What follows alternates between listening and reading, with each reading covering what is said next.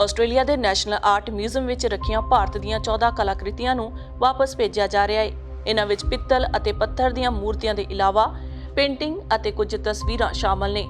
1999 ਤੋਂ 2009 ਦੇ ਵਿਚਕਾਰ ਇਹ ਆਰਟ ਵਰਕ ਨੈਸ਼ਨਲ ਮਿਊਜ਼ੀਅਮ ਦੇ ਅਧਿਕਾਰ ਵਿੱਚ ਸ਼ਾਮਲ ਕੀਤੇ ਗਏ। ਇਹ ਸਾਰੇ ਆਰਟ ਵਰਕ ਕਲਾਕ੍ਰਿਤੀਆਂ ਦੀ ਤਸਕਰੀ ਕਰਨ ਵਾਲੇ ਡੀਲਰ ਸੁਭਾਸ਼ ਕਪੂਰ ਤੋਂ ਲੈ ਲਏ ਗਏ ਸਨ। ਇਹ ਜਾਣਕਾਰੀ ਸਿਡਨੀ ਮਾਰਨਿੰਗ ਹੈਰਾਲਡ ਵੱਲੋਂ ਦਿੱਤੀ ਗਈ ਹੈ।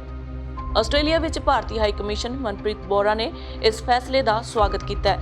ਉਹਨਾਂ ਨੇ ਕਿਹਾ ਕਿ ਆਸਟ੍ਰੇਲੀਆ ਦੇ ਇਸ ਫੈਸਲੇ ਲਈ ਭਾਰਤ ਸਰਕਾਰ ਧੰਨਵਾਦੀ ਹੈ। ਭਾਰਤ ਸਰਕਾਰ ਨੂੰ ਇਹ ਆਰਟ ਵਰਕ ਦਿੱਤੇ ਜਾਣਗੇ ਜਿਨ੍ਹਾਂ ਦੀ ਕੀਮਤ $3 ਮਿਲੀਅਨ ਹੈ। ਇਸ ਤੋਂ ਪਹਿਲਾਂ 2014 ਵਿੱਚ ਮਿਊਜ਼ੀਅਮ ਵੱਲੋਂ $5 ਮਿਲੀਅਨ ਦੀ ਲਾਗਤ ਵਾਲੀ ਭਗਵਾਨ ਸ਼ਿਵ ਦੀ ਮੂਰਤੀ ਨੂੰ ਵਾਪਸ ਕੀਤਾ ਗਿਆ ਸੀ। ਪਿੱਤਲ ਦੀ ਇਸ ਮੂਰਤੀ ਨੂੰ ਪ੍ਰਧਾਨ ਮੰਤਰੀ ਨਰਿੰਦਰ ਮੋਦੀ ਨੂੰ ਸੌਂਪਿਆ ਜਾ ਚੁੱਕਿਆ ਹੈ। ਨੈਸ਼ਨਲ ਆਰਟ ਮਿਊਜ਼ੀਅਮ ਨੇ ਦੱਸਿਆ ਕਿ ਇਹ ਸਾਰੀਆਂ ਕਲਾਕ੍ਰਿਤੀਆਂ ਚੋਰੀ ਦੇ ਬਾਅਦ ਤਸਕਰੀ ਜ਼ਰੀਏ ਆਸਟ੍ਰੇਲੀਆ ਪਹੁੰਚੀਆਂ ਸਨ। ਐਨਜੀਏ ਦੇ ਨਿਰਦੇਸ਼ਕ ਨਿਕ ਮਿਟਜ਼ਵਿਚ ਨੇ ਦੱਸਿਆ ਕਿ ਕਪੂਰ ਨੇ ਇਹ ਦੱਸ ਦਿੱਤਾ ਸੀ ਕਿ ਉਸ ਦਾ ਕਾਰੋਬਾਰ ਵੈਧ ਨਹੀਂ ਹੈ।